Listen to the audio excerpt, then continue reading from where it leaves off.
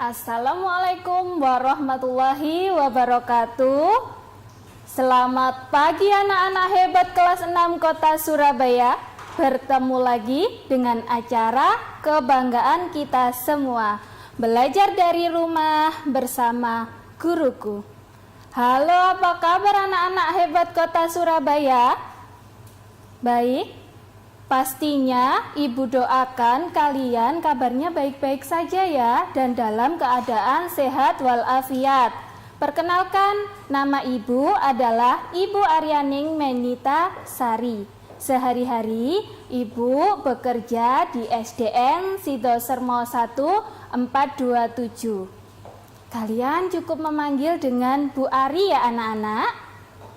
Baik, sebelum memulai pembelajaran pada pagi hari ini, marilah kita berdoa agar ilmu yang kita dapatkan dapat bermanfaat bagi diri kita sendiri dan bagi orang lain. Berdoa menurut agama dan kepercayaan masing-masing. Berdoa dimulai. Berdoa selesai. Tetap semangat ya anak-anak hebat kelas 6 Kota Surabaya. Kita hari ini mau belajar tentang tema 3, tokoh dan penemu, subtema 1, penemu yang mengubah dunia. Materi pada hari ini adalah penemu listrik dan pengaruh listrik bagi kehidupan masyarakat. Tujuan pada pembelajaran pada pagi hari ini adalah biografi dan sejarah penemu listrik, dan yang kedua adalah manfaat listrik bagi kehidupan masyarakat. Anak-anak hebat kelas 6 Kota Surabaya, siapa di rumahnya yang belum ada listriknya? Ibu yakin kalau di Kota Surabaya semua rumahnya sudah dialiri atau ada listriknya. Apakah ada ibu yang rumahnya belum ada listriknya? Jawabannya ada anak-anak, tapi itu pun di daerah yang sangat sulit untuk dijangkau atau dialiri arus listrik. Itu pun biasanya di daerah terpencil, terdalam dan terluar. Tetapi banyak di Indonesia semuanya sudah dialiri oleh listrik. Selanjutnya, coba anak-anak kalian lihat di layar televisi kalian. Itu foto siapa ya? Siapa anak-anak hebat kelas 6 yang tahu? Apa? Benar. Beliau adalah penemu arus listrik. Beliau bernama Michael Faraday. Michael Faraday lahir di Newington, Inggris pada tahun 1791. Beliau berasal dari keluarga miskin loh anak-anak. Tidak hanya berasal dari keluarga miskin, tapi beliau juga hanya sebentar merasakan pendidikan. Tapi jangan salah anak-anak hebat Kota Surabaya, meskipun beliau dari keluarga miskin dan hanya sebentar merasakan pendidikan, namun dengan perjuangan keras, semangat pantang menyerah, ia akhirnya berhasil membuat alat sederhana pertama yang dapat menghasilkan gelombang elektromagnetik yang dapat kalian nikmati di rumah kalian masing-masing. Arus listrik adalah gelombang elektromagnetik, yaitu gelombang yang dapat merambat meski tidak ada media perantara. Nah, gelombang elektromagnetik sendiri terbentuk dari medan magnet dan listrik yang terjadi terus-menerus.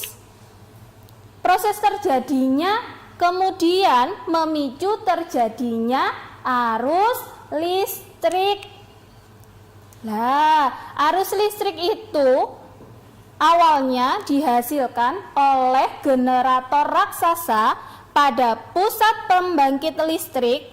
Lalu arus listrik tersebut disalurkan melalui jaringan listrik tegangan tinggi berupa jaringan kabel pada menara-menara tinggi yang menuju ke gardu-gardu di berbagai daerah ya anak-anak hebat.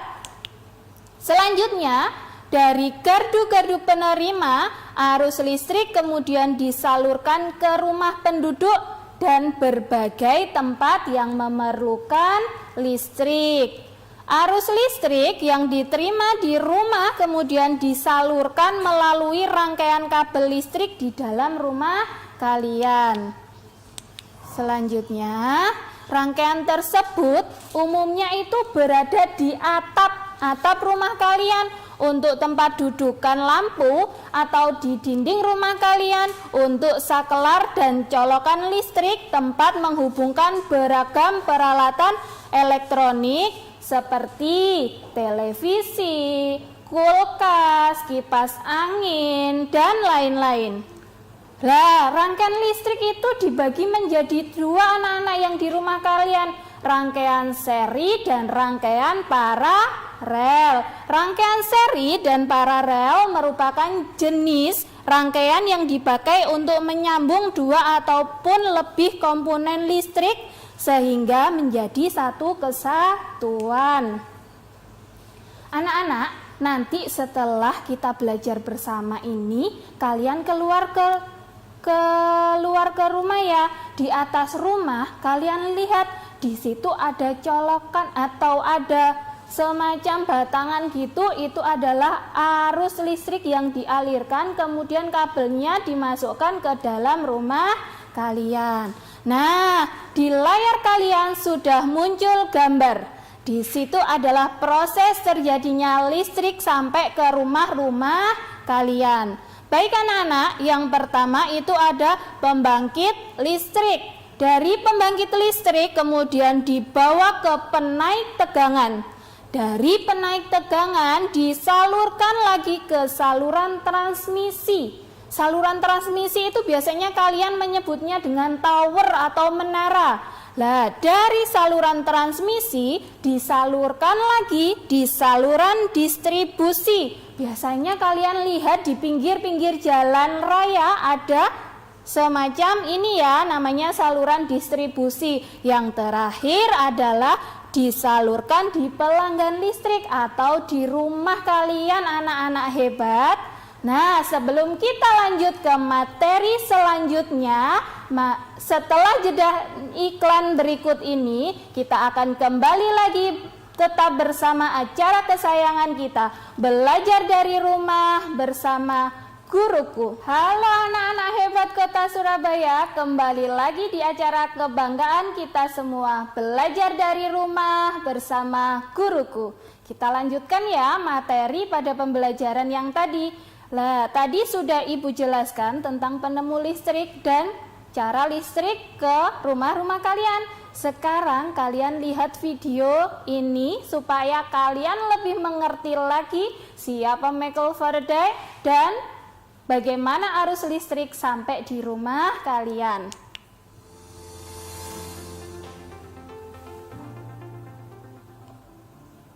Halo teman kecil, berjumpa lagi dengan Kak Orlando. Kali ini kita akan membahas tokoh penemu listrik. Ya, siapa lagi kalau bukan Michael Faraday. Nah, di sini dijelaskan lagi anak-anak kalau bapak listrik bernama Michael Faraday. 1791 di Newington, Inggris. Tahu nggak teman kece? Ternyata Faraday berasal dari keluarga kurang mampu. Bahkan, ia hanya sebentar saja merasakan pendidikan di sekolah. Namun, dengan perjuangan keras dan semangat pantang menyerah, ia akhirnya berhasil membuat alat sederhana pertama yang dapat menghasilkan gelombang elektromagnetik, yaitu gelombang yang dapat merambat meski tidak ada media perantara. Nah, arus listrik termasuk ini dijelaskan lebih detailnya ya, bagaimana arus listrik sampai di rumah kalian anak-anak. Listrik yang terjadi terus-menerus. Proses tersebut kemudian memicu terjadinya arus yang kemudian kita kenal sebagai arus listrik. 2 tahun sebelumnya, Ørsted melakukan percobaan bahwa arus listrik dapat menghasilkan medan magnet. Dari percobaan tersebut, Faraday tertarik untuk melakukan percobaan agar menghasilkan listrik. Ia menggunakan magnet, kawat, dan galvanometer. Caranya, ketika kutub utara masuk ke dalam gulungan kawat, jarum galvanometer bergerak ke kanan, dan saat keluar, jarum galvanometer bergerak ke kiri. Sebaliknya, ketika kutub selatan masuk ke dalam gulungan kawat, jarum galvanometer bergerak ke kiri dan saat keluar, jarum galvanometer bergerak ke kanan. Berikutnya, ia lakukan dengan tempo yang lebih cepat. Dari percobaan ini, beliau mendapat kesimpulan yang sekarang kita kenal dengan hukum induksi elektromagnetik Faraday. Lalu, bagaimana arus listrik bisa sampai ke rumah-rumah kita? Awalnya, arus listrik dihasilkan oleh generator raksasa pada pusat pembangkit listrik. Kemudian disalurkan melalui jaringan listrik tegangan tinggi berupa jaringan kabel pada menara-menara tinggi dan menuju ke gardu penerima di berbagai daerah. Dari gardu tersebut, arus listrik kemudian disalurkan ke rumah penduduk dan berbagai tempat yang memerlukan.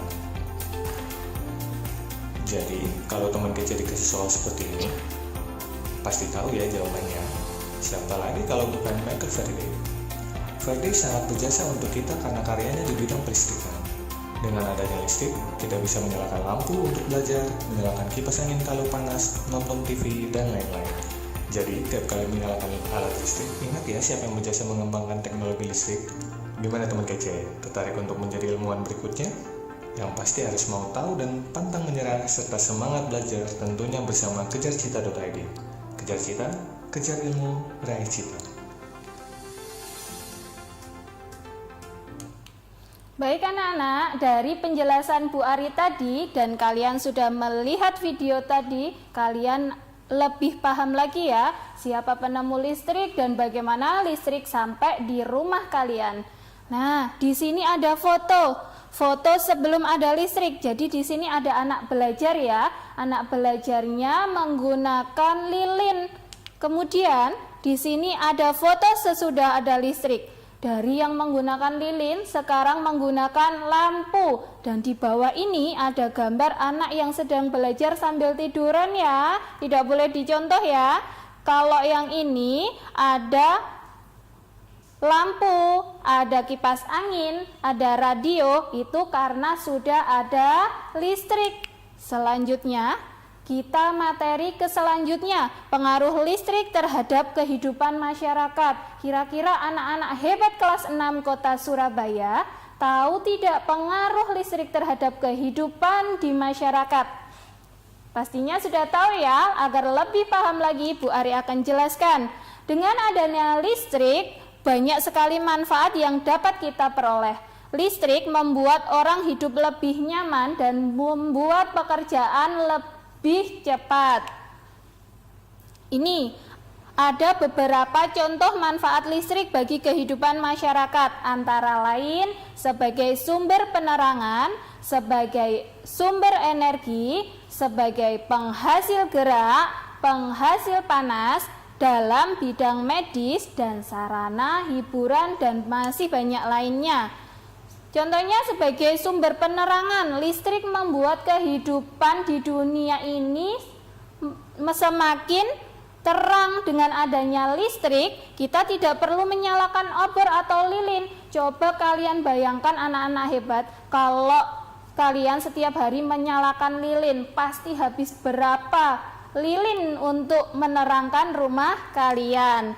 Nah, selanjutnya ini ada contoh penerangan sebelum ada listrik dan sesudah ada listrik. Kemudian listrik merupakan sumber energi yang sangat diperlukan dan tidak bisa dilepaskan dari kehidupan sehari-hari. Contohnya ketika kalian merasa sumuk, merasa panas, ada listrik sehingga kita bisa menggunakan kipas angin. Contohnya lagi, ketika ibu kalian mau memasak nasi, ibu kalian tinggal memasukkan nasi di tombol, sudah matang.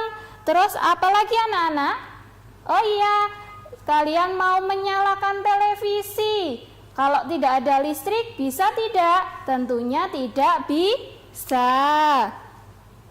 Selanjutnya, listrik sebagai penghasil gerak. Arus listrik dapat menghasilkan gerak sehingga sangat membantu dalam kehidupan masyarakat atau kehidupan manusia. Nah, ini contohnya banyak sekali listrik penghasil gerak. Ada bor listrik, mesin jahit, blender, mixer, gerinda potong, kipas angin, mesin cuci, gerinda tangan. Kalau contoh Bu Ari ambil contoh satu, dulu belum ada mesin jahit. Penjahit itu kakinya capek karena menjahitnya masih manual atau menggunakan kaki. Sekarang ada mesin jahit, tinggal di tombol sudah bisa. Terus apalagi mesin cuci, dulu nyucinya pakai tangan. Kalau cuciannya banyak, tangannya capek. Sekarang kalau mencuci tinggal dimasukkan di tombol sudah bersih, plus sudah sedikit kering, tinggal jemur. Baik anak-anak, sebelum kita lanjutkan pada materi selanjutnya, kita lihat jeda iklan yang satu ini. Tetap bersama Belajar dari Rumah bersama Guruku. Hai, kembali lagi ya anak-anak dalam acara kebanggaan kita semua, Belajar dari Rumah bersama Guruku. Melanjutkan materi yang tadi, dari listrik sebagai alat penggerak. Yang kedua selanjutnya adalah listrik sebagai penghasil panas. Dengan adanya listrik sebagai penghasil panas, sangat banyak sekali kegiatan manusia yang dahulu susah sekarang menjadi lebih gampang. Contohnya ini listrik sebagai penghasil panas, ada dispenser, magic jar, setrika, solder, microwave, dan pengering rambut, pemanas listrik. Dulu kalau belum ada dispenser, kalau kita mau sewaktu-waktu untuk air hangat atau air panas, kita harus mendidihkan air dulu. Tapi setelah ada dispenser, kita cukup hanya mencolokkan saja. Terus ditunggu beberapa saat, sudah airnya berubah menjadi panas anak-anak hebat. Loh, terus ada pengering rambut. Dulu mengeringkan rambutnya pakai kipas, dikipas-kipas dulu. Keluar ke rumah, cari matahari, cari angin, biar rambutnya kering. Tapi sekarang tidak, ada namanya pengering rambut. Kita cukup mencolokkan ke listrik, sudah dibuat untuk mengeringkan rambut anak-anak hebat. Yang ketiga ada setrika. Dulu setrika itu pakai arang, jadi arangnya itu dibakar dulu, dikipasi, dimasukkan dalam setrika, baru dibuat setrika. Tapi sekarang tidak, setrika listrik, cukup dicolokkan lalu sudah panas. Selanjutnya anak-anak hebat, listrik dalam bidang medis. Dengan perkembangan teknologi yang pesat serta diiringi dengan pengetahuan medis, akhirnya banyak alat-alat medis muncul untuk membantu sebagai bukti inovasi dalam bidang pengobatan. Bahkan saat ini terapi listrik yang memanfaatkan rangsangan elektrik. Kemudian ada lagi untuk sarana hiburan. Dengan adanya listrik, banyak sekali kemajuan dalam hiburan yang bermanfaat bagi manusia. Hiburan menjadi lebih berkembang dan lebih mudah dalam pertunjukan. Ini contohnya, di gambar pertama ada konser. Ada ya enggak dulu sebelum ada listrik konsernya sebagus ini, ada lampunya, ada pencahayanya? Tentunya tidak anak-anak hebat. Pada zaman dahulu atau sebelum adanya listrik, pencahayaannya itu tidak ada. Jadi biasanya pertunjukan dilakukan hanya di siang hari karena malam harinya gelap. Bayangkan anak-anak, pertunjukan memakai penerangan lilin. Berapa puluh lilin yang harus disiapkan, pastinya ribet sekali ya. Yang kedua, ini ada orkestra atau apa ini yang biasanya kalian lihat di TV-TV. Semua peralatannya sudah menggunakan listrik. Peralatan musiknya sudah menggunakan listrik, pencahayaannya.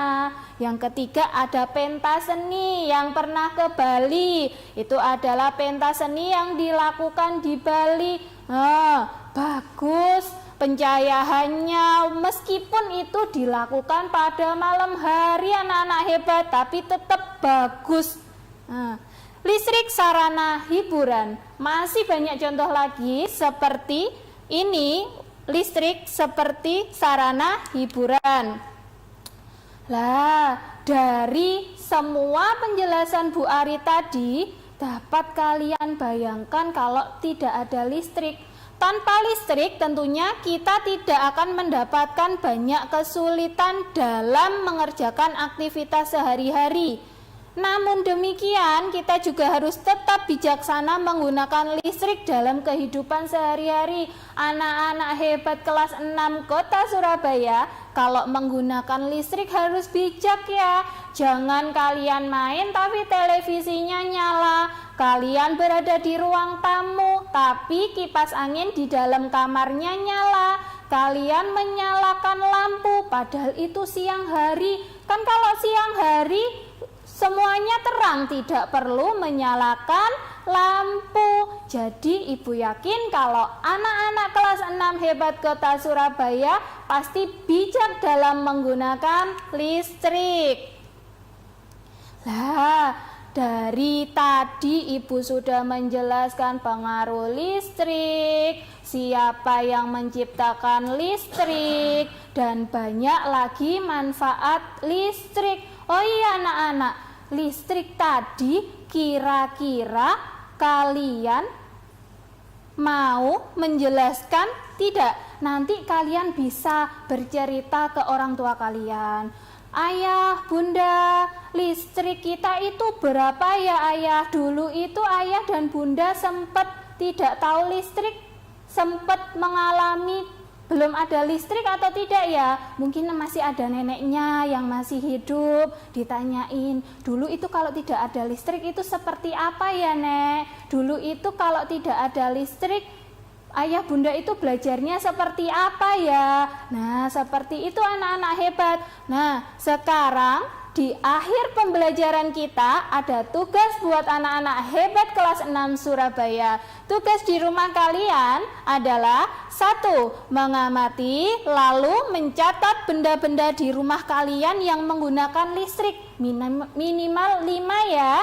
Jadi kalian lihat di rumah-rumah kalian bisa di mana aja Bu, boleh di mana aja, di ruang tamu, ruang menonton TV atau di kamar, kalian boleh mencatatnya benda apa saja yang menggunakan listrik anak-anak. Yang kedua, perhatikan bola lampu yang terdapat di dalam rumah kalian dan nyalakan lampu tersebut.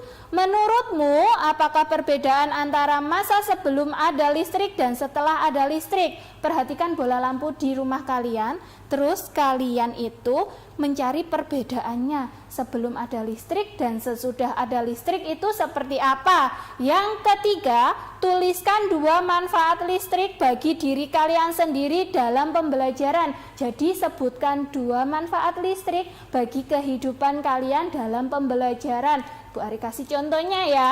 Seumpama sekarang kan sistemnya belajar di rumah, kalian bisa menggunakan HP untuk membantu pembelajaran. Hanya 1 aja ya Bu Ari kasih contohnya, yang lain silakan anak-anak hebat Kota Surabaya menjawab sendiri. Ibu yakin anak-anak kelas 6 semuanya pandai, semuanya bisa dan semuanya sukses. Terima kasih. Kalian sudah mengikuti pembelajaran dari Ibu selama 30 menit yang lalu. Sekian, terima kasih. Wassalamualaikum warahmatullahi wabarakatuh. Tetap belajar dari rumah bersama guruku.